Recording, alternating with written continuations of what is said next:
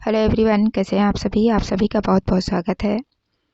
आज हम लोग सीजी आबकारी आरक्षक परीक्षा के लिए और अन्य सभी जितने भी कम्पिटिटिव एग्जाम हैं सभी के लिए, है ना, भारत का इतिहास इससे रिलेटेड 50 महत्वपूर्ण प्रश्न जो है देखेंगे। तो वीडियो को शुरू से लेकर लास्ट तक जरूर देखिएगा। वीडियो अच्छा लगे तो लाइक करिए, अपने साथ भी शेयर करिए जो कि किसी भी प्रकार के कम्पिटिटिव एग्जाम की तैयारी कर रहे हैं और जो पहली बार चैनल पे विजिट किए हैं, वीडियो देख रहे हैं, तो चैनल को सब्सक्राइब कर लीजिए। आपको जो है रोज इसी तरीके से एग्जाम रिलेटेड वीडियो मिलते रहेंगे, ठीक है। तो चलिए देखते हैं आज के क्वेश्चंस। पहला प्रश्न है, जैन धर्म के 23वें नंबर के जो तीर्थंकर हैं कौन थे? आदिनाथ, पशुनाथ, शांतिनाथ या फिर सुमतिनाथ? सही आंसर क्या हो जाएगा? ऑप्शन नंबर बी, पशुनाथ। ठीक है, जैन धर्म के 23वें नंबर के जो तीर्थंकर हैं पशुनाथ है। ठीक है, option number B. Question number 2 है, गीत गोविंद के रचयिता कौन है? विद्यापति, सूरदास, जयदेव या फिर मीराबाई? तो सही आंसर क्या हो जाएगा? गीत गोविंद के रचयिता जयदेव, है ना, option number C. Question number 3 है, अजंता की गुफाएं निम्न में से किसकी कहानी दर्शाता है? बौद्ध धर्म, जैन धर्म, सिख धर्म या फिर ईसाई धर्म? तो सही आंसर क्या हो जाएगा? अजंता की जो गुफाएं है ना, ये बौद्ध धर्म की कहानियों को दर्शाता है। ठीक है, option number A. Question number 4 है, संगम युग में निम्नलिखित में से कौन सा तमिल व्याकरण पर एक प्रबंध ग्रंथ था? पट्टिनपल्लय, मदुरै कांजी, शिल्पादिकम और डी है तोलकपियम? तो सही आंसर क्या है इसका? तमिल व्याकरण, है ना, प्रबंध ग्रंथ, ऑप्शन नंबर डी, तोलकपियम। ठीक है, ये संगम युग से रिलेटेड है जो कि तमिल व्याकरण है ना, option number D, Tolkappiyam. Question number 5 है, मथुरा की शिल्प कला के लिए किस पत्थर का प्रयोग होता था? संगमरमर, काला पत्थर, लाल बलुआ पत्थर या फिर ग्रेनाइट? तो सही आंसर क्या हो जाएगा? मथुरा की शिल्प कला के लिए जिस पत्थर का प्रयोग होता था, लाल बलुआ पत्थर। ठीक है, option number C.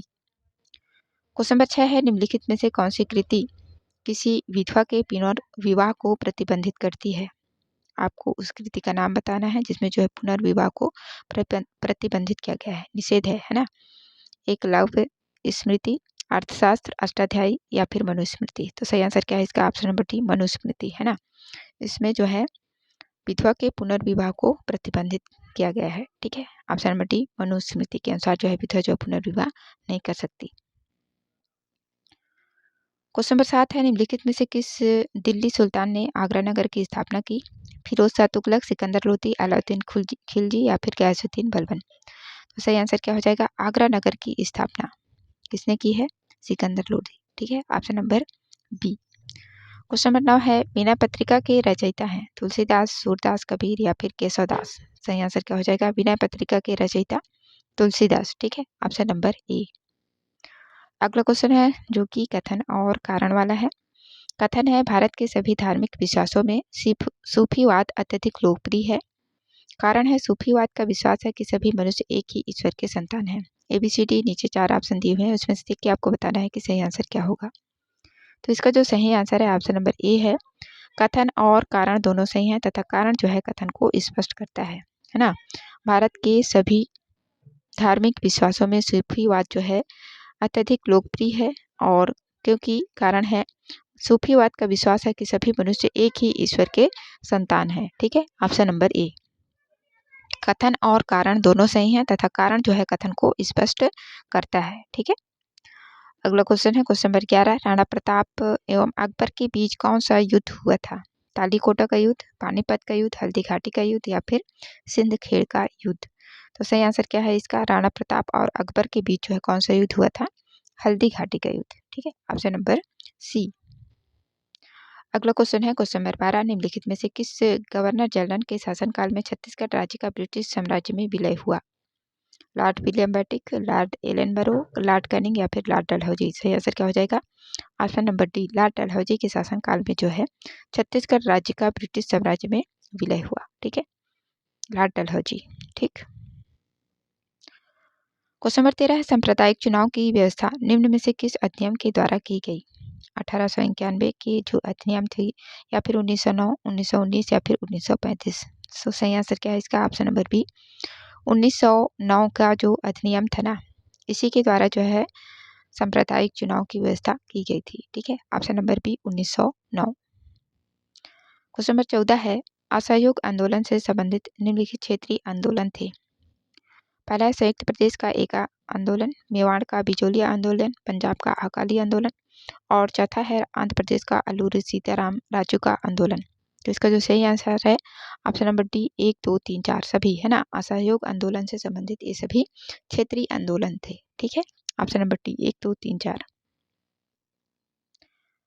Question number 15 है, निम्न में से किसने स्वराज दल का विरोध किया था? सी आर दास, हकीम अजमल खान, सी राजगोपालाचारी या फिर मोतीलाल नेहरू। सही आंसर क्या हो जाएगा? स्वराज दल का विरोध किसने किया था?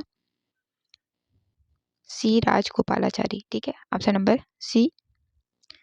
क्वेश्चन नंबर 16 है, निम्नलिखित कथन को पढ़िए और सही उत्तर का जो है चयन करना है। पहला है ऐतिहासिक दांडी की यात्रा भारत छोड़ो आंदोलन के लिए एक संकेत था। दूसरा है गांधी ने द्वितीय गोलमेज सम्मेलन में भाग लिया था। तीसरा है संयुक्त राज्य अमेरिका के सैन फ्रांसिस्को में लाला हरदयाल और सोहन सिंह भागना ने गदर पार्टी की स्थापना की थी। तो इसका जो सही आंसर है ऑप्शन नंबर सी है, 2 और 3 है ना। गांधी ने द्वितीय गोलमेज सम्मेलन में भाग लिया था, एकदम सही है। और संयुक्त राज्य अमेरिका के सैन फ्रांसिस्को में लाला हरदयाल और सोहन सिंह भागना ने गदर पार्टी की स्थापना की। ठीक है, ये दोनों स्टेटमेंट जो है बिल्कुल सही है। ये जो 1 नंबर का है ये गलत है। ठीक है ना, ऐतिहासिक दांडी यात्रा भारत छोड़ो आंदोलन के लिए एक संकेत था, ये गलत है। ठीक है, सही आंसर ऑप्शन नंबर सी हो जाएगा, 2 और 3। अगला क्वेश्चन है क्वेश्चन नंबर 17, खालिस्तान ने शहीद होने से पहले जेल में 63 दिनों तक उपवास किया था। सूर्यसेन, यतीन्द्रनाथ दास, अजीत सिंह या फिर एसएन सन्याल। तो सही आंसर क्या है इसका? Option number C, Ajit Singh है ना। इन्होंने जो है शहीद होने से पहले जेल में 63 दिनों तक की उपवास की थी। ठीक है, ऑप्शन नंबर बी है ऑप्शन नंबर बी यतीन्द्रनाथ दास है ना। इन्होंने जो है शहीद होने से पहले जेल में 63 दिनों तक का उपवास किया था। ठीक है, ऑप्शन नंबर बी यतीन्द्रनाथ दास, इनको यतीन्द्रनाथ दास भी बोलते हैं। ठीक है, अगला क्वेश्चन नंबर 18 है, निम्नलिखित में से कौन सी जोड़ी क्रांतिकारी एवं घटना सुमेलित नहीं है? ए है राम प्रसाद बिस्मिल, काकोरी केस, एकदम सही है। भगत सिंह, केंद्रीय असेंबली में बम फेंकना, ये भी सही है। सूर्यसेन, चटगांव शस्त्रागार की लूट, ये भी सही है। रास बिहारी बोस, सैंडर्स की हत्या, ये गलत है ना। और यही हमारा सही आंसर है ऑप्शन नंबर डी, सुमेलित नहीं है क्रांतिकारी और घटना। ठीक, क्वेश्चन नंबर 19 है, भारत छोड़ो आंदोलन का प्रस्ताव मुंबई के किस मैदान पर पारित किया गया था? मरीन ड्राइव मैदान, काला घोड़ा मैदान, ग्वालियर टैंक या फिर तेज प्रताप कॉलेज। तो सही आंसर क्या हो जाएगा? भारत छोड़ो आंदोलन का प्रस्ताव जो है मुंबई के ग्वालियर टैंक है ना, ये मैदान का नाम है, यहीं से जो है प्रारंभ किया गया था। ठीक है, पारित किया गया था इससे, यहीं से ग्वालियर टैंक से। ठीक, क्वेश्चन नंबर 20 है, मुस्लिम लीग ने पृथक पाकिस्तान की मांग सबसे पहले कब की? 1939, 1940, 1941 या फिर 1942 में। तो सही आंसर है इसका ऑप्शन नंबर बी, 1940 में ही जो है पाकिस्तान ने जो है सबसे पहले मुस्लिम लीग ने जो है पाकिस्तान की मांग की थी सर। ठीक है, मुस्लिम लीग के द्वारा जो है 1940 में सबसे पहले पृथक पाकिस्तान की मांग की गई। ठीक, 1940। अगला क्वेश्चन है, भूदान आंदोलन का सूत्रपात निम्न में से किसने किया? महात्मा गांधी, जयप्रकाश नारायण, आचार्य कृपलानी या फिर विनोबा भावे। तो सही आंसर क्या है? भूदान आंदोलन का सूत्रपात किसने किया? विनोबा भावे ने। ठीक है, option number D. Question number 22 है, 1932 में स्थापित हरिजन सेवक संघ का अध्यक्ष कौन था? घनश्याम दास बिरला, बाबा साहेब अम्बेडकर, महात्मा गांधी या फिर जवाहरलाल नेहरू। सही आंसर क्या हो जाएगा? ऑप्शन नंबर ए, 1932 में स्थापित हरिजन सेवक संघ का अध्यक्ष घनश्याम दास बिरला जी थे। ठीक है, option number A. Question number 23 है, निम्नलिखित घटनाओं को कालक्रमानुसार व्यवस्थित कीजिए है ना। दांडी यात्रा, शिमला समझौता, तिलक की मृत्यु, चंपारण सत्याग्रह। इसको आपको क्या करना है? कालक्रम के अनुसार समाना है। तो सबसे पहले है चंपारण सत्याग्रह, इसके बाद तिलक की मृत्यु, इसके बाद दांडी यात्रा और लास्ट में जो है शिमला समझौता। सही आंसर क्या हो जाएगा? Option number D. सबसे पहले चंपारण सत्याग्रह, इसके बाद तिलक की मृत्यु और इसके बाद जो है दांडी यात्रा और सबसे लास्ट में शिमला समझौता। ठीक है, तो सबसे पहले 4, 3 फिर 1 और इसके बाद 2, ऑप्शन नंबर डी। ठीक है। क्वेश्चन नंबर 24 है, कांग्रेस के किस अधिवेशन में भारत के पूर्ण स्वराज के लक्ष्य की घोषणा की गई थी? किस अधिवेशन में कांग्रेस के, है ना? दिल्ली का अधिवेशन था 1932 में, लाहौर अधिवेशन 1929, मुंबई अधिवेशन 1934 या फिर नागपुर अधिवेशन 1920। तो सही आंसर है इसका ऑप्शन नंबर बी। लाहौर का जो अधिवेशन था कांग्रेस का 1929 का, इसमें जो है पूर्ण स्वराज के लक्ष्य की घोषणा की गई थी। ठीक है, ऑप्शन नंबर बी। अगला क्वेश्चन है क्वेश्चन नंबर 25, गांधी जी ने किस स्थान से अस्पृश्यता के विरुद्ध अभियान प्रारंभ किया था? पुणे, साबरमती, वर्धा या फिर काकीनाडा? सही आंसर क्या हो जाएगा? अस्पृश्यता के विरुद्ध जो है अभियान गांधी जी ने किस स्थान से प्रारंभ किया? तो Wardha, option number C. Question number 26 है, मंदिर निर्माण की मामल शैली किस राजवंश से संबंधित है? पल्लव, मल, राष्ट्रकूट या फिर चोल? तो सही आंसर क्या हो जाएगा? मामल शैली। मंदिर निर्माण की जो एक शैली है ना, मामल शैली, ये पल्लव राजवंश से संबंधित थी। ठीक है, option number A. Question number 27 है, गुप्त वंश के निम्नलिखित शासकों को क्रम में लगाएं। है ना, गुप्त शासक है, इनको जो है सही कालक्रम के अनुसार जमाना है।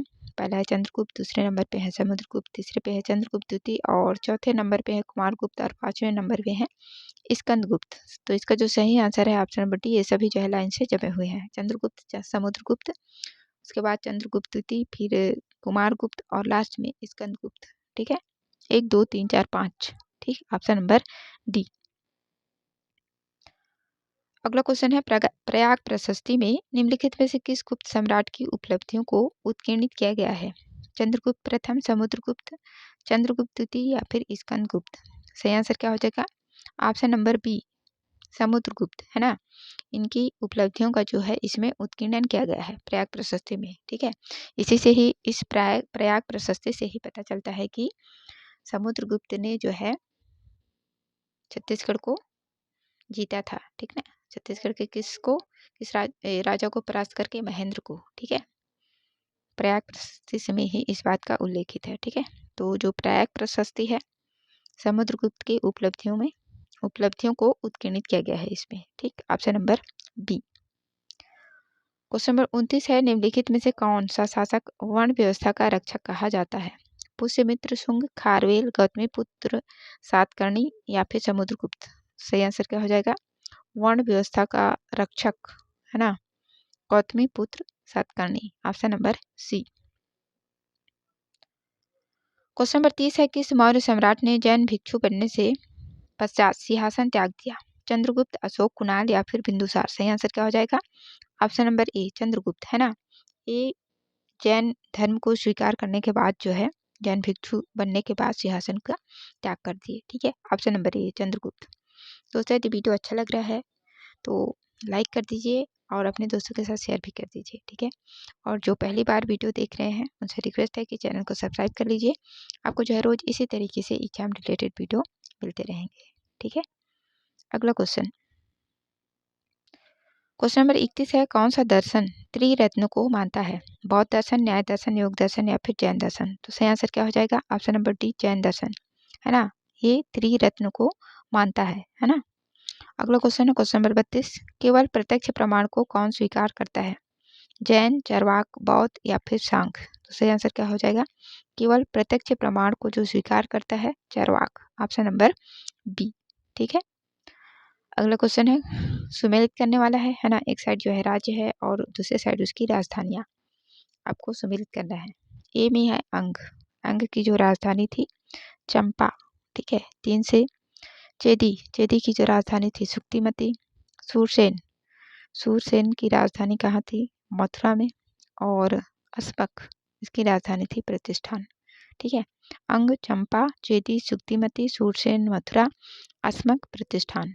ठीक, अगला क्वेश्चन, निम्नलिखित में से किस राज्य के शासक को उसके पुत्र अजातशत्रु ने बंदी बनाया तथा भूख से मार डाला?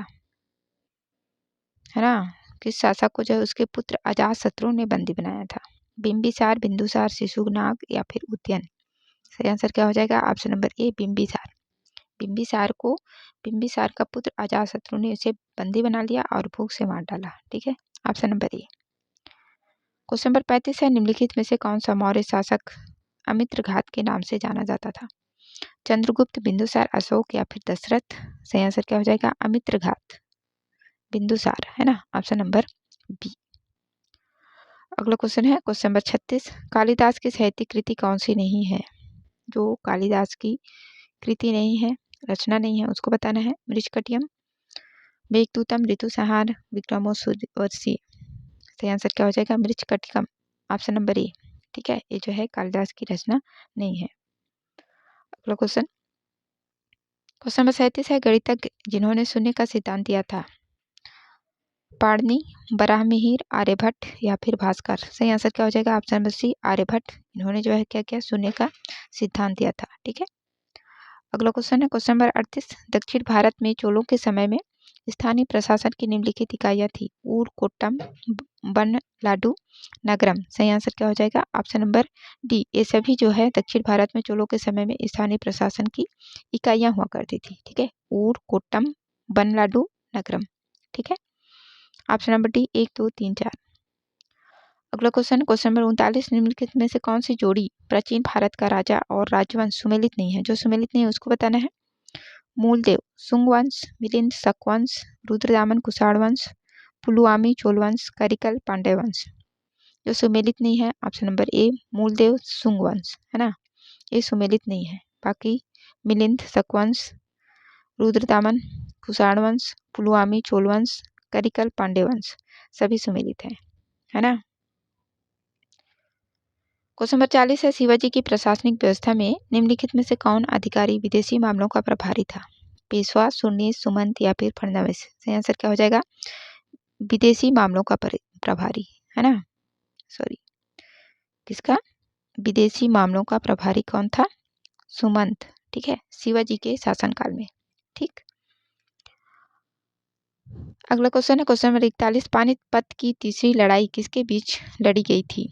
बाबर और आलम खान, हुमायूं और हेमू, मराठा और अहमद शाह अब्दाली, और डी है हुमायूं और शेरशाह सूरी? सही आंसर क्या हो जाएगा? पानीपत की जो तीसरी लड़ाई थी, ठीक है, मराठा और अहमद शाह अब्दाली के बीच लड़ी गई थी। ठीक है, ऑप्शन नंबर सी।